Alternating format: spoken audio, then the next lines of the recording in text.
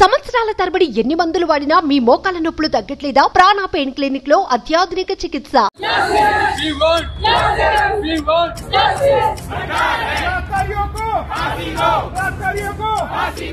ఆత్మహత్యకు హత్యకు తేడా తెలియని పరిస్థితిలో ఉందా మన వ్యవస్థ?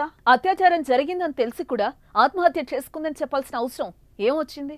ఈ కేసులోని హెడ్ ఫోన్స్ వల్ల నిందితుడు దొరికాడు. ఇంత సాంకేతికత ఉన్న మన దేశంలో కేవలం హత్యకు ఆత్మహత్యకు గల కారణాలు తెలుసుకోలేకపోవడం అత్యంత బాధాకరం. తాజాగా ఈ కేసులో మరో కొత్త కోణం వెలుగులోకి వచ్చింది.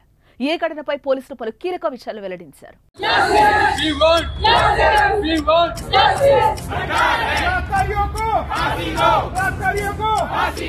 కోల్కతాలో ట్రైనీ డాక్టర్ మర్డర్ కేసులో ఆసుపత్రికి చెందిన సివిక్ వాలంటీర్ను పోలీసులు అరెస్టు చేశారు. ప్రభుత్వ ఆసుపత్రిలో ట్రైనీ డాక్టర్ ఇటీవల ఆసుపత్రిలోనే దారుణ హత్యకు గురయ్యారు. చంపడానికి ముందు హంతకుడు ఆమెపై అత్యాచారం చేసినట్లు పోస్టుమార్టం రిపోర్టులో బయటపడింది. సెమినార్ హాల్లో యువతి అర్ధనగ్నంగా అచేతనంగా పడుంది. ఆమె మెడ ఎముక పూర్తిగా విరిగిపోయింది. నోట్లో నుంచి రక్తం, దవడ భాగంలో గాయాలు కనిపించాయి. ఆమె ఆత్మహత్య చేసుకుని మృతి చెందినట్లు ఆసుపత్రి నుంచి మృతురాలి కుటుంబ సభ్యులకు ఫోన్ కాల్ వెళ్లింది. అసిస్టెంట్ సూపరింటెండెంట్ ఆ కాల్ చేసినట్లు కుటుంబ సభ్యులు వెల్లడించారు. అయితే ఆ తర్వాత ఆ మృతిని హత్యగా గుర్తించారు. ఆమెపై అత్యాచారం జరిగినట్లు వార్తలొచ్చాయి. ప్రస్తుతం పోలీసులు అత్యాచారం కేసు నమోదు చేసి విచారిస్తున్నారు. ఆ అధికారిని కూడా ప్రశ్నిస్తున్నారు. హత్యను ఆత్మహత్యగా ఎందుకు చెప్పాల్సి వచ్చిందనే అనుమానాలు వ్యక్తమవుతున్నాయి. ఇక్కడ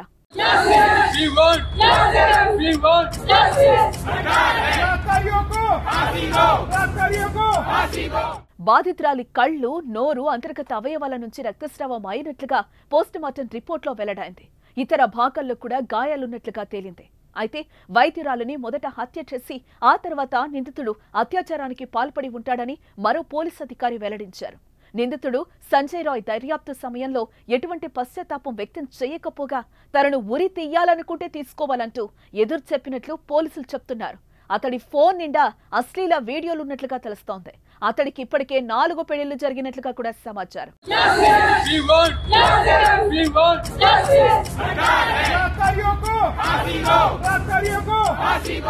ఈ పరిణామాల వేళ RG Kar medical college principal doctor Sandip Ghosh సోమవారం తన పదవికి రాజీనామా చేశారు. ఆయన రాజీనామా చేయాలంటూ కాలేజ్ వైద్య విద్యార్థులు డిమాండ్ చేశారు. దీంతో తప్పనిసరి పరిస్థితుల్లో పదవి నుంచి వైదొలిగిన ఆయన మీడియాతో మాట్లాడారు. నన్ను పదవి నుంచి దింపేలా విద్యార్థులను కొంతమంది రెచ్చగొట్టారు. నిందితుడికి శిక్ష పడాలని నేను కోరుకున్నాను. బాధితురాలికి వ్యతిరేకంగా ఇలాంటి వ్యాఖ్యలు చేయలేదు. కావాలనే నా పరువు తీస్తున్నారు. సామాజిక మాధ్యమాల్లో నాపై జరుగుతున్న విష ప్రచారాన్ని, అవమానాల్ని భరించలేకపోతున్నాను. మృతి చెందిన అమ్మాయి నా కుమార్తె లాంటిదే. నేను కూడా ఓ తండ్రిని. అందుకే రాజీనామా చేస్తున్నా. భవిష్యత్తులో ఎవరికి ఇలాంటి దారుణ ఘటన జరగకూడదు అని డాక్టర్ సందీప్ ఘోష్ అన్నారు.